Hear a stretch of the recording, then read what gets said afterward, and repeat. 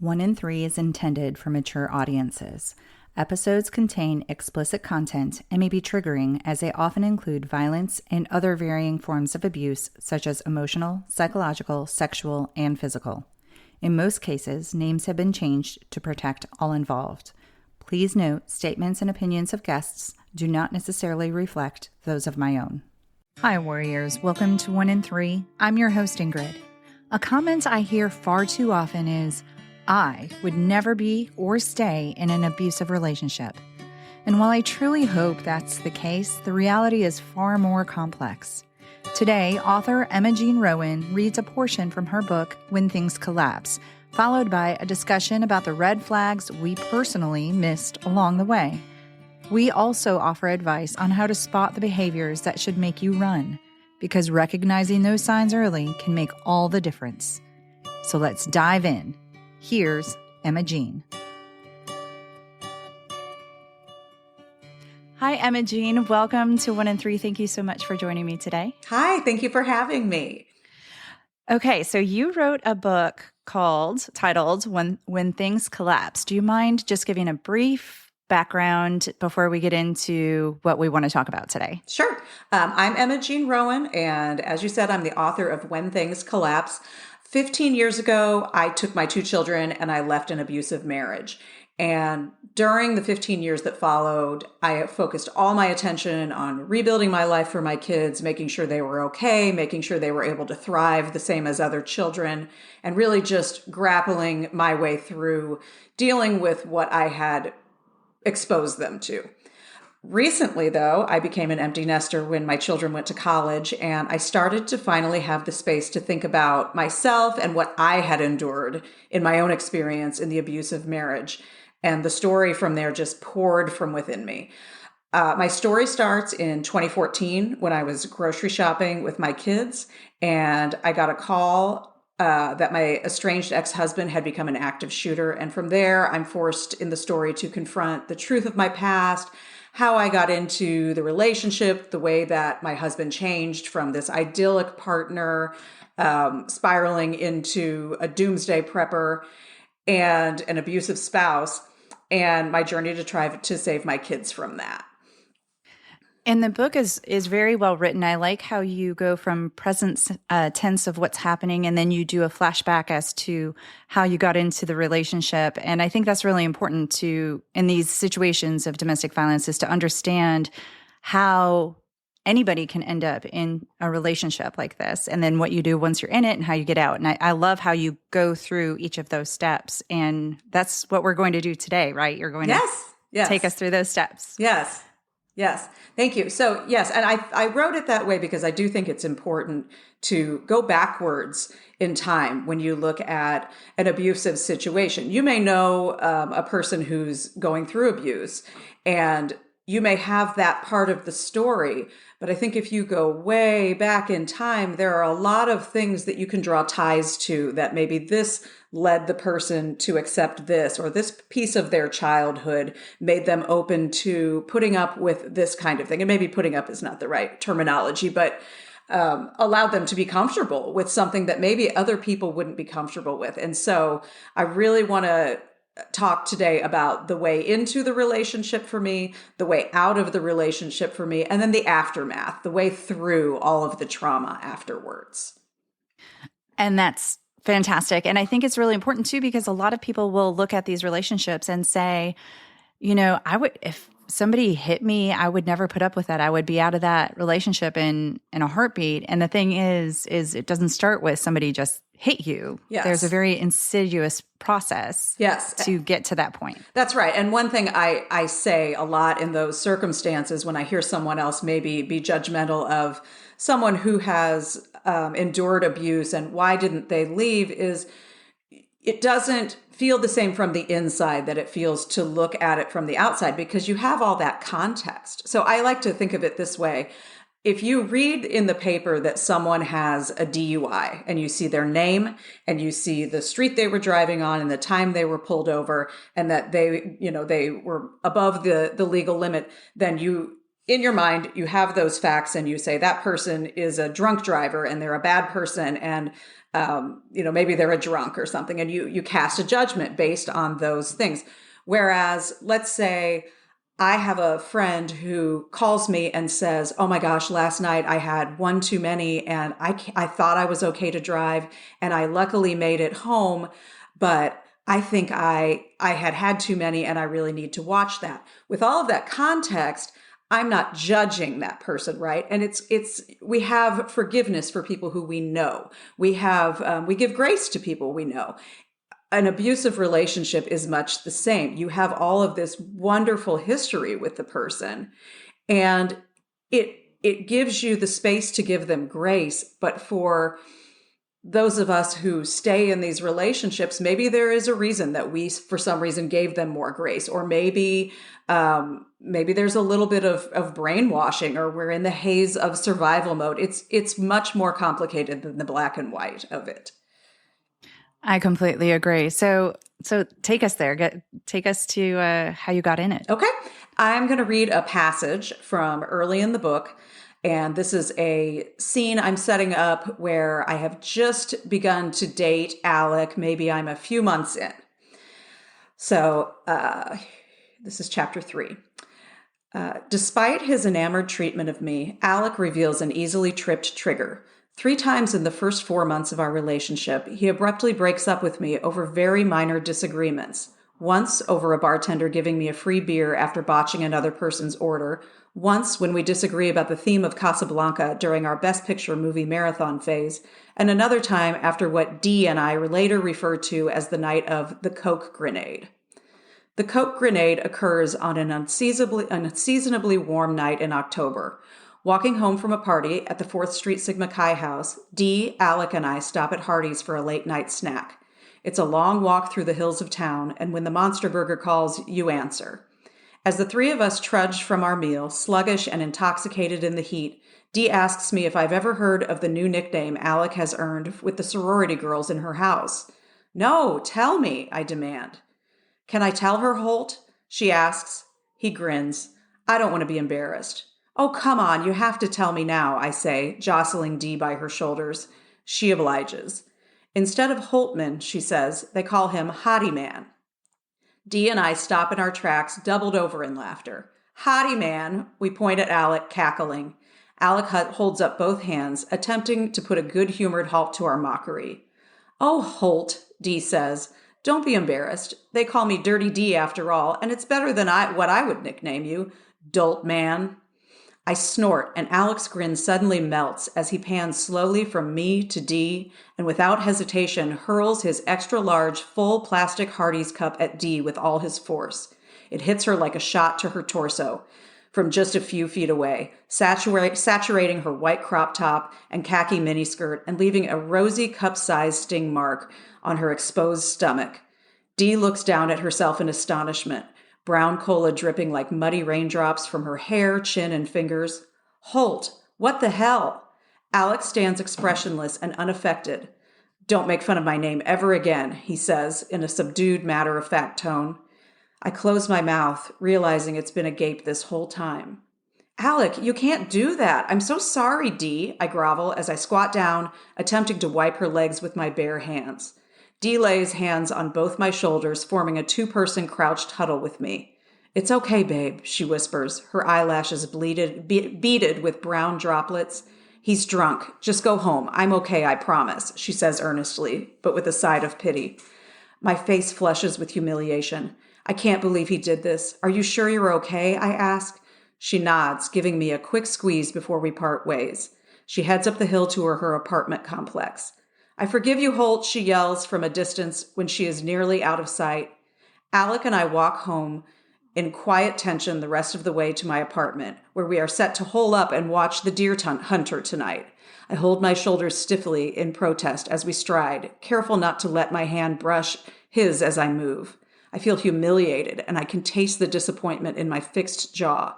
As we approach my front door, he stops in his tracks, announcing casually, "I'm heading home." "Oh, really? Why?" I ask in a petulant tone, rolling my eyes. because I don't have time for this bullshit. And this is a good time in my life to be single, he says, pursing his lips, not meeting my eyes. Are you kidding me? This breakup shit again? I yell in outrage. My gut is on fire. I've had it with his impulsive reactions to any disagreement between us.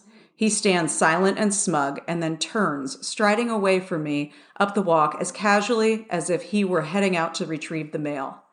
Try not to throw anything at anyone on your way home, I yell as he disappears around the corner.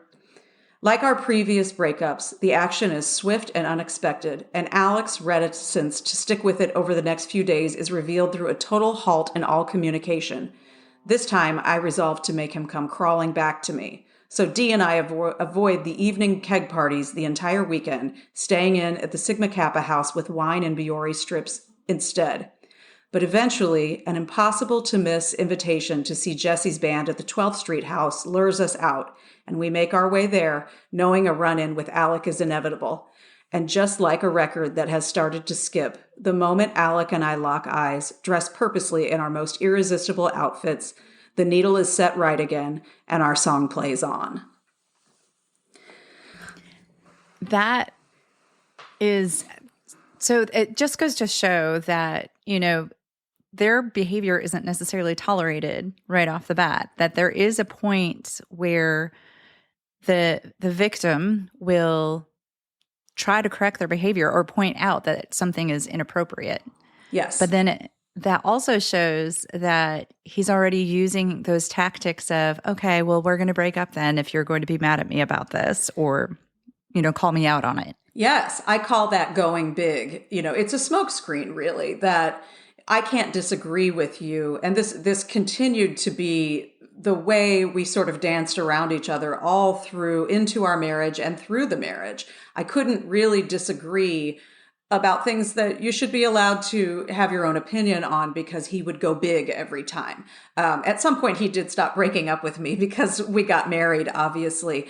But if you really look at this chapter, this is, for me, looking back, a big red flag. Now, this was happening in the 90s. We didn't have the term red flag, or we didn't use it this way. And I think it's really healthy that now in our culture we do that. I don't know if you've seen the flag guy on Instagram where with the giant red. Yes, I love him. I love him. I do too. I think he's doing a great thing for our culture, because you've got a man who is calling out. He does handle both sexes. Not equally, but you've got a man who is often calling out other men on their toxic behavior. We didn't have anything like that in the 90s, right? If something were to happen like this, your boyfriend would be backed up by all of the other guys, all of his fraternity brothers, and maybe even some of your friends would go easy on him. And there was a lot of excuse making. And I know that still happens. I know that still is the case. But I do think that now we're calling out what this is, and these are red flags. So this is a person who has never hurt me at this point in the relationship, but ultimately he's throwing something. He's leaving a mark on my friend. He's showing signs of abuse with my friend. And now, at my age, or as a healed person, I wouldn't get past this date with this person, no matter how much history we had, or that we had already said, I love you and those things. But as the unhealed version of myself, I was open to this. I was clinging to wanting to be with someone. I was clinging to really the idyllic idea of who he was when I met him. And everything is usually very positive in the beginning of these relationships, right? So if you cling to the beginning of relationships, and that's all you go on, then you're ignoring all kinds of behavior along the way that you really need to cue yourself whether or not this should be long-term or not. Yes. And I'm of the same era. I'm of the Monster Burger era, walking home from the bars. We did at parties all the time. But yeah, you're absolutely right. It was also in the 90s for me, and there were no red flags. You didn't know what that was. But I think what's really important too is this was not the first time he broke up with you. Yes. Right? Yes. And so when you start to notice, because when people are drinking, there can be disagreements. Emotions are at a high. So sometimes it's difficult to determine, okay, is this a real red flag or is this just normal behavior? But when you pair things with repetitive behavior, that's bad behavior. That's when you can say these are definitely red flags. That's right. That's right. And I will tell you this, prior to this, the other times that he had broken up with me, I am sure that I can remember saying to myself, that's it. That's it. If he's done this enough times. But I think there was a voice within me that was really sad, was really hurt. I am an empathic person, and I was a sensitive person all the way back to, being a toddler. I just was one of those more sensitive natured people. I'm a very emotional person. And I think the hurt and the rejection that I felt was something that, even if I was saying, I'm not putting up with this, and my words were bigger than what I felt inside, because really what I wanted was for him to turn around and say, and reconcile it and say, oh, I don't really mean that, because I was absorbing that as an insult to myself, rather than using it as a way to judge and critique him. And that is a real internal problem that I see in a lot of younger, sensitive, or insecure people. Everything is being read to take it internally instead of judging the person and how they're treating them. Oh my gosh, yes. And I think it's really important for people to understand that if somebody's going to use, I'm going to break up with you as a punishment, you need to realize that has nothing to do with me. He's not breaking up with me, or he or she is not breaking up with me because I'm a bad person or I'm not enough. They're doing it because that's an issue that they have themselves. That's right. Actually, the next paragraph that I didn't tack onto this is, Alec never explains himself after our reconciliations, nor does he acknowledge what has caused him to flip the switch. But my intuition tells me each time that it has much more to do with his past and extraordinarily little to do with me. So I understood that, but I think I almost took it as, this isn't an insult to me. This is something that I should feel sorry for him about. Or that you could fix. That I could fix. Yes. Right. Yeah. Yes. And I think that was my problem. And, I'm a nurse practitioner. So, I like to help people and fix things. So I'm a fixer. But yeah, those are definitely things that within you start to question, like, well, that might be them, but what can I do to help them with that? Yes. If you have a nurturing heart, and I think that that's true for a lot of women, especially. Of course, there are lots of men. My husband has a nurturing heart.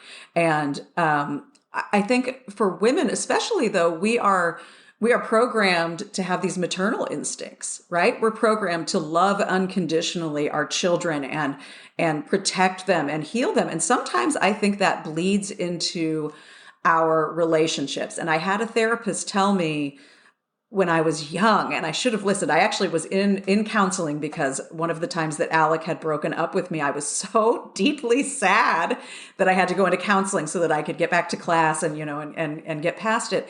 And one of the things that she had told me is that we should not have unconditional love for our romantic relationships. That, you'll hear songs about, people loving their partner unconditionally, but actually that's very dangerous. Unconditional love should be reserved for children and parents and family members and, maybe some friends, if they've become like family, but that for a spouse or a partner, we have to always be conditional, because otherwise we're not putting boundaries in place. Otherwise we're not pushing back, and we're training them that they can treat us any way that they like. I was just about to say unconditional equals no boundaries. Yes. And that's such a slippery slope. It really is. Mm-hmm. I think another thing I wanted to bring up is that you were in your 20s, you're in college when this was happening. And that's a very impressionable age, and it's a very difficult age to still maneuver. Yes, you may have had relationships in high school, but they're not adult relationships, and they're not you're living on your own and you're in charge of yourself kind of relationships. So this is like your first adult relationship, and it's hard to determine also then what is normal, what's not normal. Is this just a regular part of a relationship? Is this what everybody is experiencing, or is this something that's out of the ordinary? Yes, absolutely. And I think I did look around at that time and I did see that there was a difference between other girls and me. I would see girls with their boyfriends who maybe things weren't as intense and exciting as my relationship, but I could see that they weren't having the problems I was. I could see that they weren't crying regularly like I was.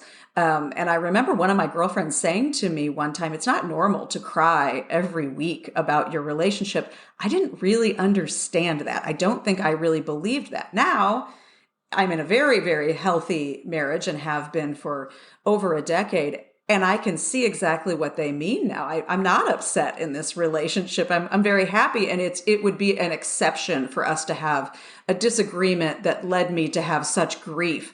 I can't even really think of when that has happened. Not that things are perfect, but we deal with things in a healthy way. This wasn't my first abusive relationship. This is the one that took me the furthest and to the furthest damage. But prior to this, I had 2 to 3 other very toxic, very intense boyfriends who did things that my girlfriends were concerned about. And I just wasn't able to recognize it. Maybe I did recognize it because I was looking around and seeing that it wasn't this way for everyone, but maybe I just didn't love myself enough to understand that I deserved better. And that's one of the big ways into a relationship that's unhealthy and abusive like this, is to not understand loving yourself. Yeah. And I remember being in college, and I was single for quite a while, and everybody else around me was coupling up. And, I was kind of thinking like, well, what's wrong with me? How come I haven't found somebody yet? And I actually had someone tell me, well, you're setting your standards too high. And that stuck with me. And so I was like, I guess I am. So let me lower your standards. And I just want to say that is not, that's not No. okay.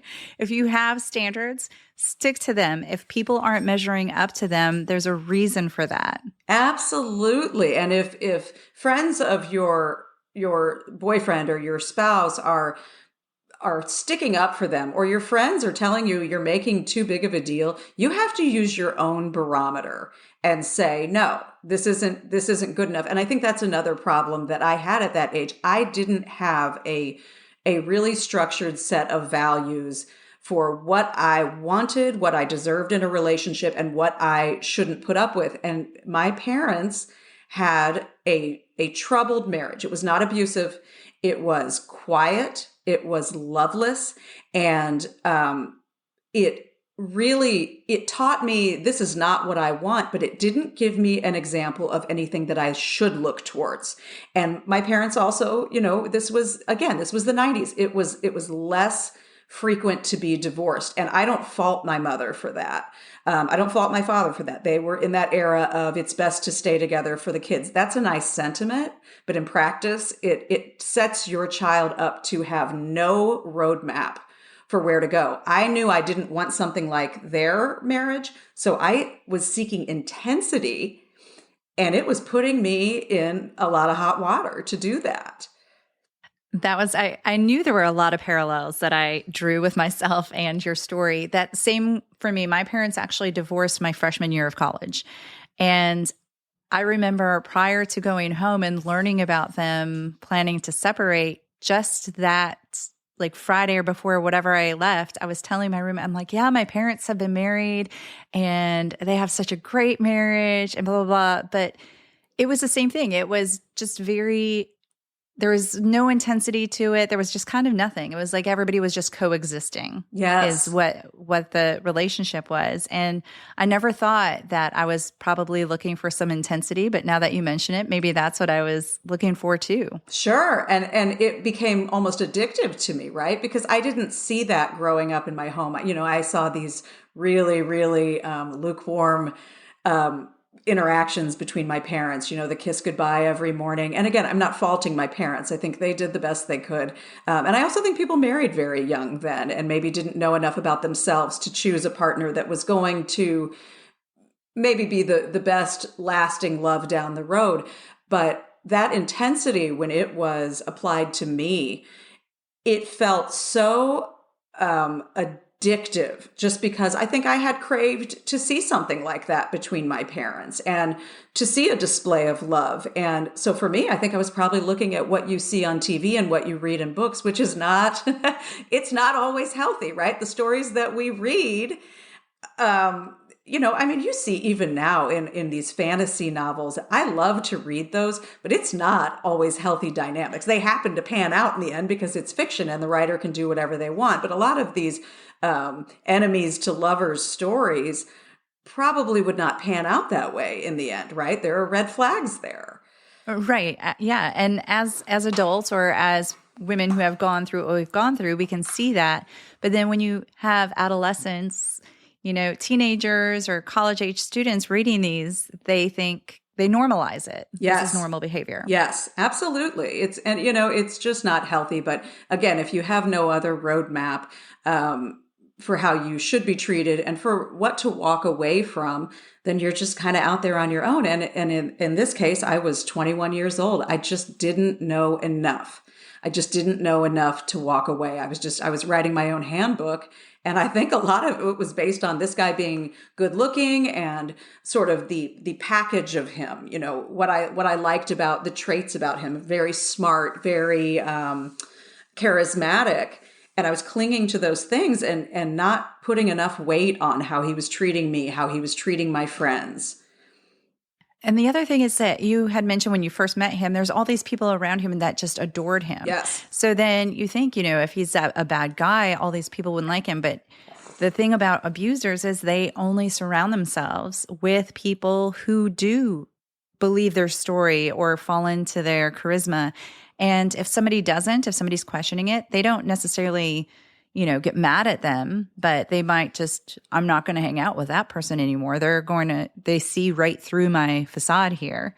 Yeah. So of course they're going to be surrounded by adoration because that's what they do. Sure. And I think they slowly phase those people out. Right. And so in this case, he was a really, really intelligent guy. And if you had looked at all the fraternities at my school, there was an academic fraternity where he could have probably fit right in. Instead, he was in this different type of fraternity where they were kind of party animals.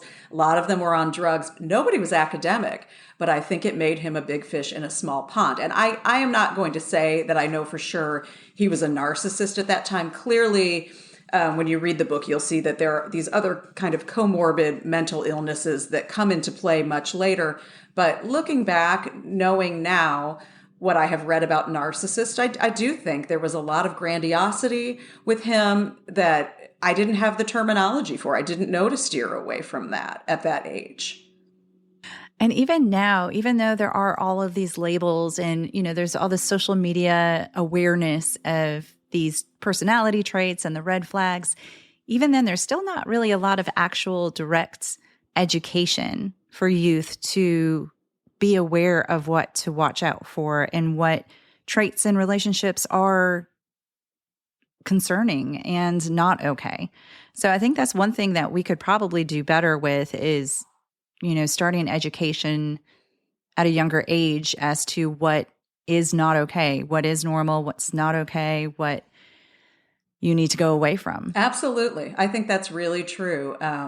I know there are some programs, like I used to coach for Girls on the Run when my daughter was young. And a lot of that was about sort of handling your own emotions and teaching girls to be positive and to not put up with bullying and not to bully. But there is a little bit in that. They dabble in, not letting yourself be treated poorly. We didn't have any of that when I was growing up.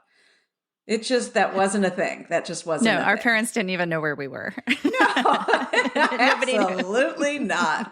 I mean, we didn't have cell phones and we weren't educating ourselves on mental health.